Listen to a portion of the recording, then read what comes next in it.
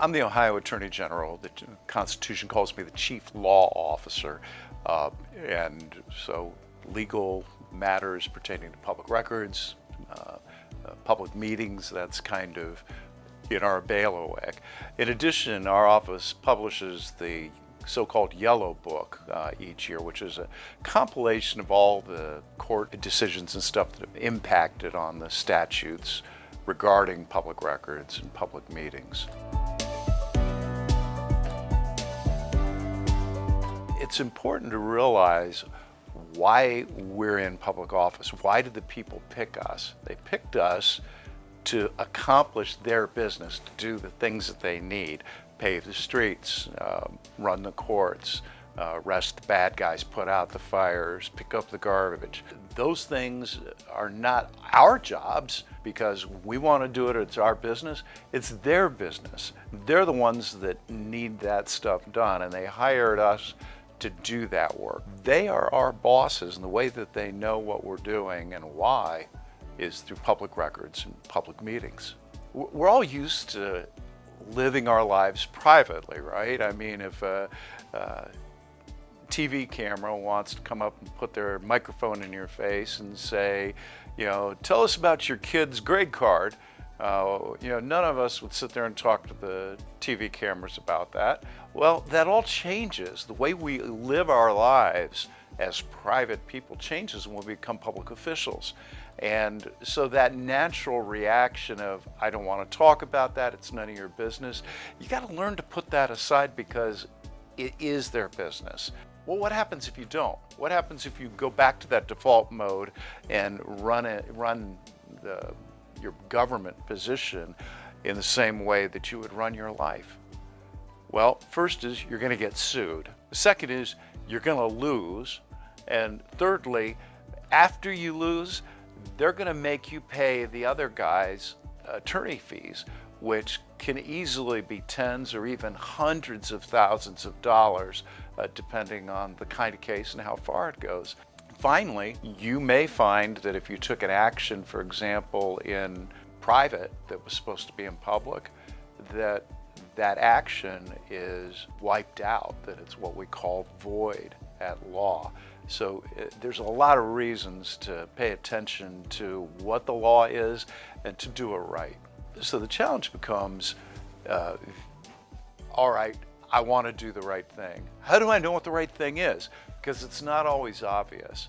Well, we've got the Yellow Book. It's online on our website. Anybody can download it, and it goes through more detail than you could possibly want about open meetings and about public records. Consult it. You'll probably find the answer in it, but also talk to your lawyer. Every local body has a lawyer, whether it's the village solicitor or the county prosecutor, maybe the city attorney. Talk to those people and make sure that you're reading the law correctly.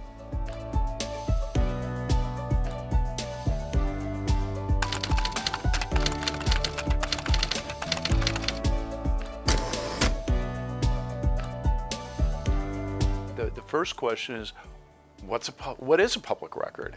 And the law tells us it is something that's on a permanent medium. That doesn't mean paper. That can be a computer disk, it can be an audio tape, it can be a USB drive, any way that information can be held permanently as opposed to a Post-it slip is the first thing. The second thing is that it has to be created or received by your office. So it's yours, it's not the something that was out there that you got off the internet from the U.S. Department of Labor. Thirdly, it has to document your work, your functions, processes, decision making, all those kinds of things. So if any of those three things aren't present, then it's not a public record and the law isn't going to apply to it. But most things that are going to be in your office or on your computer do fit those three items, and so then you have to go to the exceptions in the law. If you don't have one of the exceptions in the public records statute, and there's a bunch of them, you have to give it up. Remember the first thing I said, you're going to get sued. You're going to have to pay the other guy's legal fees. Not where you want to be.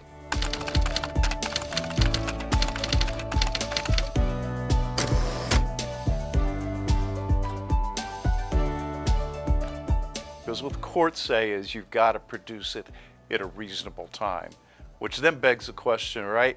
What's reasonable? And that's going to be determined on how much process do you have to do, and how big is the record or set of records. So at the beginning, you got to recognize that there's certain things that have to be omitted from a public record. For example, some citizen's social security number that just happened to get reported, that doesn't document the work of your office at all, and it's protected by law as private information. So that social security number has to be blacked out with a magic marker or something, what we call redacted.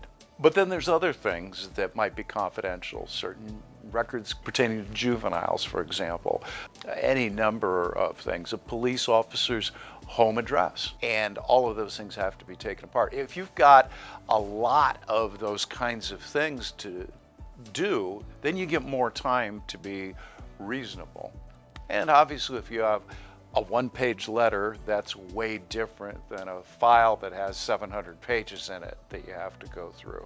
But the bottom line is courts are going to give you a little bit of grace, but they're going to be skeptical if you're dragging your feet. You need to actually pay attention to this. And remember, just because it's hard or it's going to take a lot of effort doesn't give you the right to say no. You got to give it up. Those papers belong to your bosses.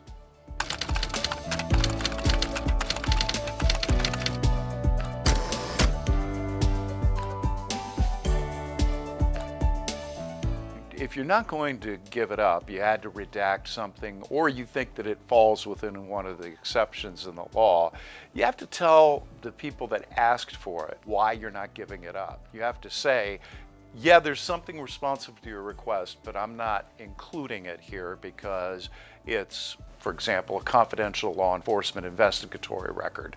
That's one of the exceptions. Or we redacted these items pursuant to privacy laws. But you have to tell, you can't simply just be silent. You have to identify that you did decline to give them the requester necessary information. Public records are subject to a records retention schedule, and if you haven't seen yours, you should go to the staff and say, hey, let me see our records retention schedule. If they don't have one, you should be alarmed and make sure that you create one with the advice of counsel. It says how long you have to keep various things, just like your IRS records, right? We all know we have to keep our tax returns for 7 years in case there's an audit. It's the same kind of thing, but that schedule goes through a process, has to meet the law, and you have to follow it.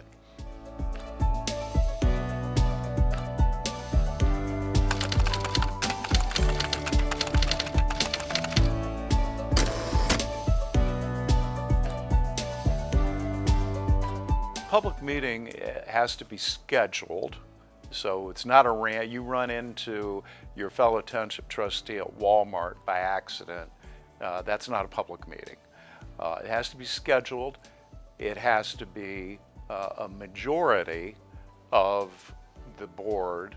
So if there's 3 people, 2 of them constitute a majority. If there's 7, it's 4.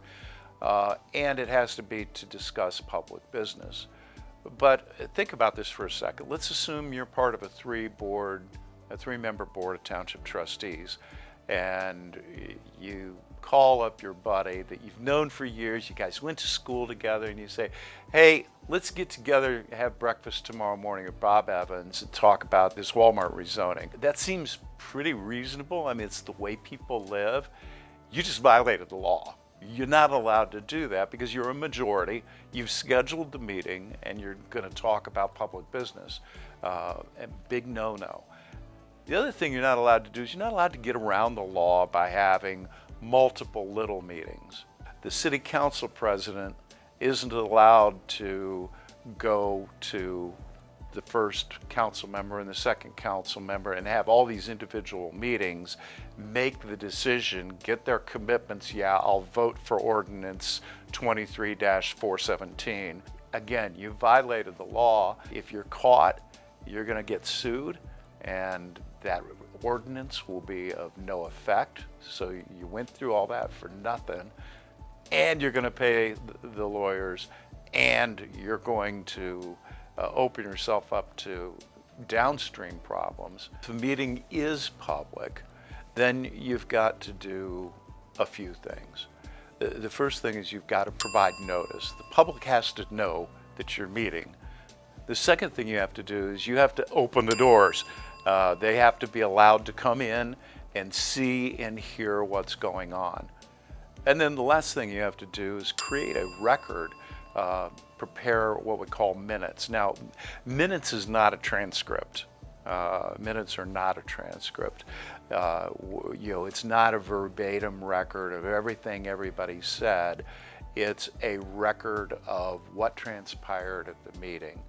Enough so that if one of your bosses, the people, want to know what did you do last Monday night at the meeting, they can read the minutes and say, okay, I understand these 4 things were passed unanimously. This last thing was controversial. There was a lot of discussion and it passed on a 4-3 vote. That's what meeting minutes look like. So when you're talking about being able to see and hear what's going on, there's some things that you're not allowed to do because of that requirement. Number one is you don't get to have secret ballots. The votes are on the record. Secondly, you can't whisper during a public meeting unless I suppose you're wearing a microphone and it's turned up enough that everybody can hear what you're whispering. But then why are you whispering? No whispering. This is serious business, and your people, the people are your bosses. You've got to let them see what you're doing, and you've got to own your opinions and your votes. Stand up. If you didn't want to make a difference, you wouldn't have run for office anyway.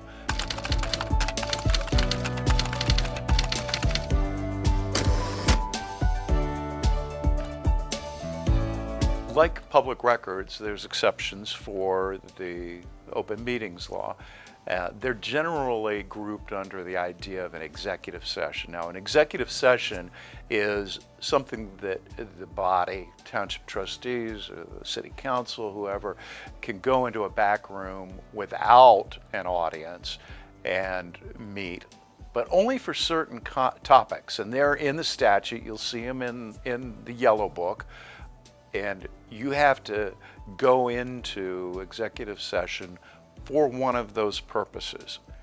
And when you're in executive session, you can only talk about the things that are part of that purpose. So you can't go into executive session to decide whether you should fire Jimmy and then talk about the capital improvements budget while you're there.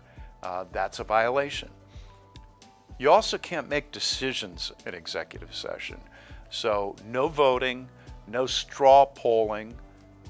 Those things are part of the deliberation and decision-making process. They have to be done in public. So there's an idea behind this whole thing about open government and public records and even democracy itself. The idea of self-governance, that we don't have a king or a dictator or even a prime minister who runs our lives. We, the people, are the sovereigns. We're the ones that are the boss of everything. The government works for us, we the people, not the other way around. The way that happens is by a free flow of information so that people know what to be outraged about and what to be happy about, get to know what it is their government's doing for them. I was a journalist as a young man, worked for a paper that was owned by Scripps Howard. E.W. Scripps was the founder of that newspaper chain. And he said, give light and the people will find their own way. That's the essence of self-government. And public records and public meetings are the fuel that allows that engine of self-government to run. I've found it to be true. Let the people have light, and they will find their own way.